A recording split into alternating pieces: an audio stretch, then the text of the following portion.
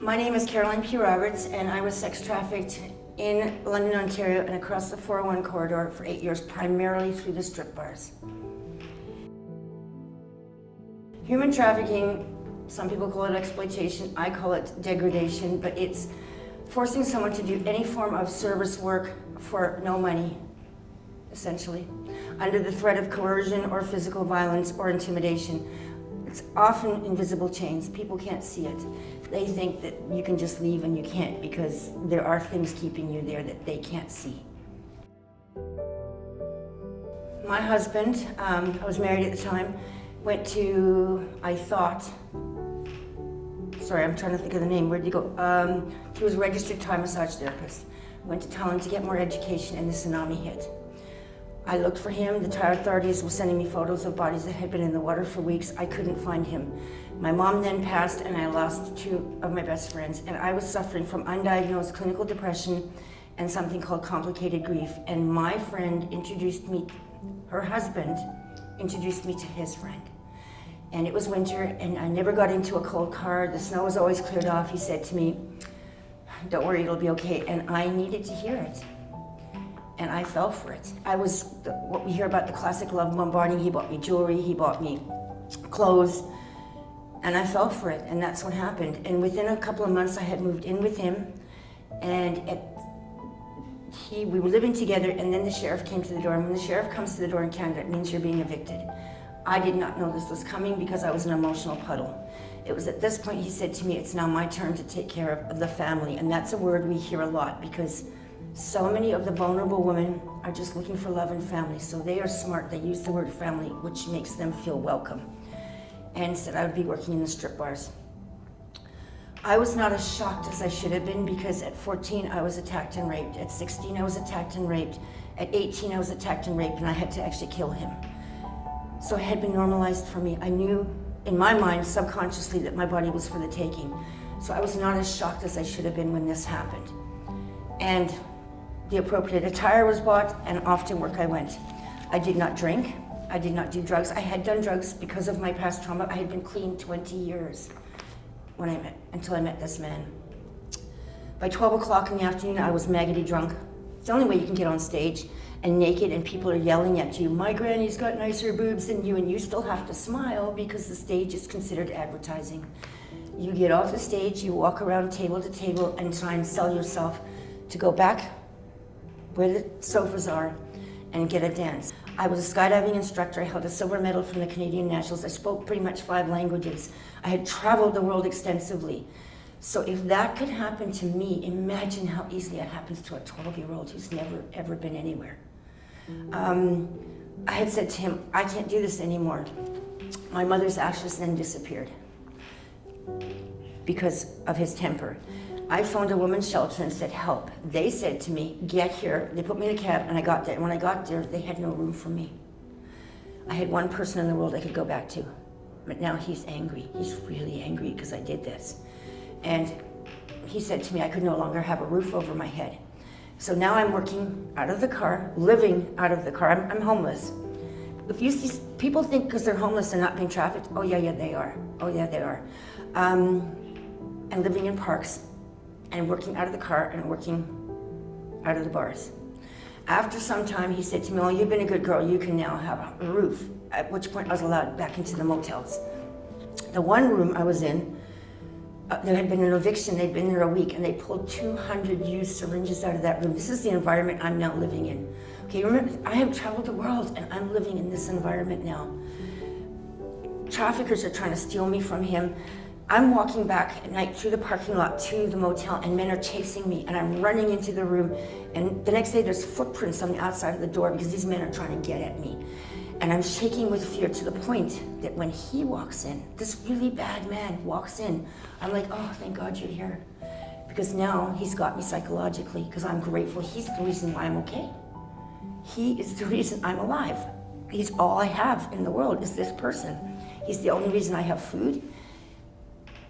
So I'm working, back in the bars, and then I decide to leave again because when I lost my mother's ashes, that was really a lot. But I had my act together before that. I worked, I was a traveler. I didn't know about social services. I didn't know anything. And also back then, the human trafficking services didn't exist. It wasn't even acknowledged as a subject matter in this country.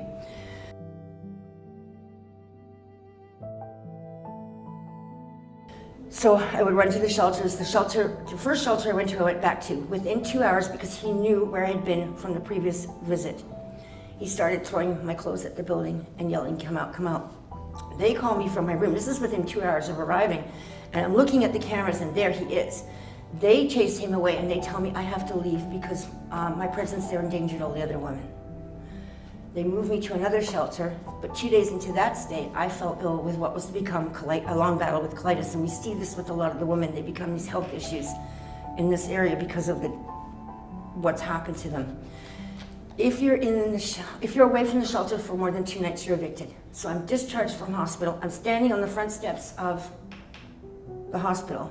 I have the clothes on my back and an addiction because when one night he woke me up and put a crack pipe in my face and said, "If you don't hit this crack pipe, I will never let you sleep again." I was an addict. You take one piece of drug after being clean and you're right back where you started. One hit of drug is too much and one is not enough. So now I have an addiction, I'm drinking and I'm homeless and I've got nowhere to go and only one person in the world that will come and get me. So now I'm back.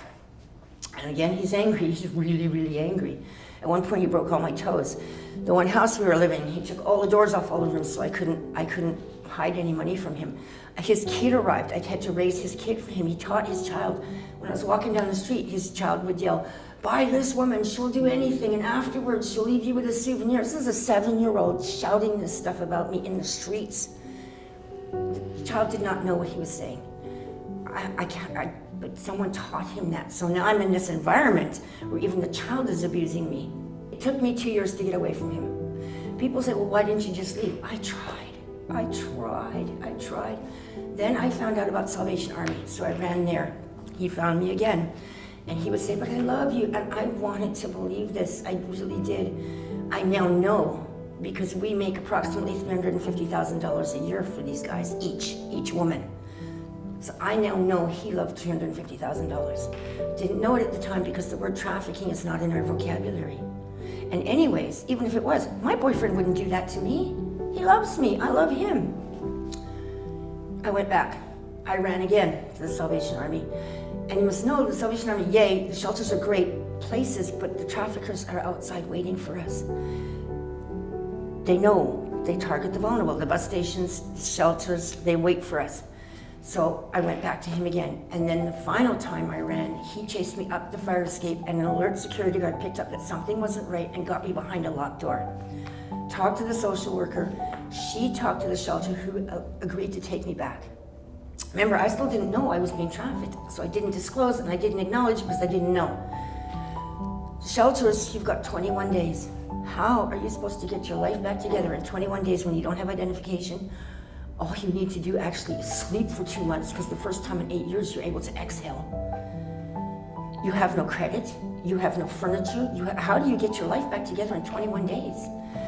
So at that time, to get onto London housing, which is where I was living, you had to have a letter from your landlord stating you were living with your abuser.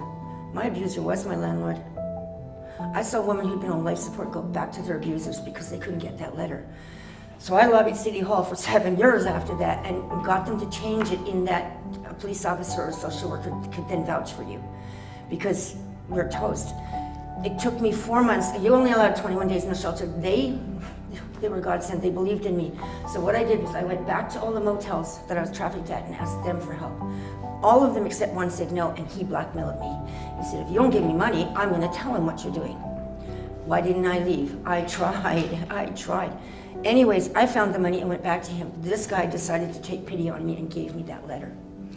So I was able to get housing. Now, I walked into that apartment. I didn't own a spoon, I didn't own a fork, I didn't own a pillow. I had the clothes on my back, I slept on a hard floor. But the day they gave me those keys, I wept so hard that they had to come around from my counter and hold me up because I was just 2 months into that stay approximately. My balcony was really low to the floor. I went on my balcony and I found a bag I'd never seen before. and in it were rubber gloves, duct tape, and a gun. I knew I was being warned. I knew. So I phoned the police, and I said, look, I got this gun, right? But I did not disclose because I knew now I was in trouble, real trouble. So they came, they looked at the gun and the stuff, and they said to me, they were very cavalier about it, nonchalant. Oh, it's a home invasion kit or a rape kit. We find men with these kits all the time. This is what our women's reality is, never mind trafficking victims, okay? This is our reality. So I phoned housing, I said, look, you gotta get me out of here. That took 4 months. For that 4 months, I lived in abject terror again, thinking I was hearing things on the balcony that actually weren't there, but I wasn't gonna go look, right? And they got me into another building, which was 8 stories up, which was a little hardcore because the guy that I had to kill, I pushed him out a window, we were 8 floors up. But I was safe from that perspective. I then went, because I traveled the world so much, I didn't finish my education. So I went and got my grade 12. I went to Fanshawe College. I got my social service worker. I did my general arts and science, and I did human services foundations in school. And I worked there, working exclusively with those who have been, or at high risk of being trafficked. I also co-facilitated the Sex Buyers Accountability Program for over 15 years, which is a court-mandated diversion program for men caught communicating for the purpose of first offense. And it was great because they had to listen to me or they went to jail all the time. A little bit of my power back, right? But what I had to do was humanize the women, because I would say to them, would you drop your mother, daughter, and your niece off in a dark alley and drive away with nary another thought to her? And to a man, they would get offended and go, no. And I go, well, why'd you do it to her? Didn't she matter?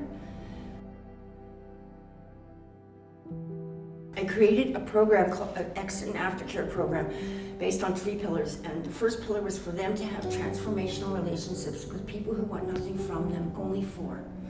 That's an aberration to them, especially if that's all they've ever known when it's familial trafficking. I work with women who've been trafficked pre-verbal, okay? That's all they've ever known. Second pillar is to broaden horizons. I take them camping, I teach them to drive, I tutor them to grade 12, as long as it's not math. I tutor them at college. Show them that life can be good, and there's beauty out there, and just to give them hope again. So, and the third pillar is to help them transition back into mainstream society. So what I mean by that is the skill set required to survive in that life doesn't do well in the boardroom, okay? It just doesn't. So for some of the women, it's just things like teaching them what your values are, because if you don't know what a value is, how can you create a boundary? All right, so we go really basic. Some of these women, I teach them how to say please and thank you because they've never been taught it. And then we go from there.